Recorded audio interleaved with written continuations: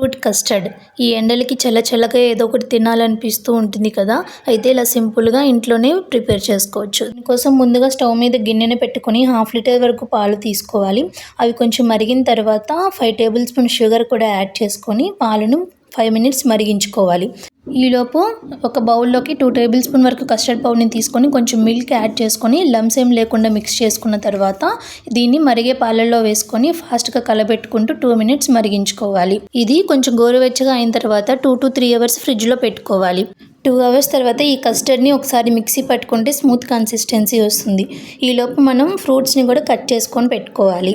ఇప్పుడు ఏదైనా ఒక బౌల్ని తీసుకొని అందులో నానబెట్టుకున్న సబ్జా గింజల్ని, స్వీట్గా ఉండే ఏ ఫ్రూట్స్నైనా యాడ్ చేసుకోవచ్చండి. యాడ్ చేసుకున్నాక కస్టర్డ్ని కూడా యాడ్ చేసుకొని మళ్ళీ పైన ఫ్రూట్స్ని ఈ విధంగా స్ప్రెడ్ చేసుకొని మనకి ఇష్టమైన డ్రై ఫ్రూట్స్ని కూడా యాడ్ చేసుకోవచ్చు. ఇలా ఎంతో సింపుల్గా మనం ఫ్రూట్ కస్టర్డ్ని ఇంట్లోనే ప్రిపేర్ చేసుకోవచ్చు.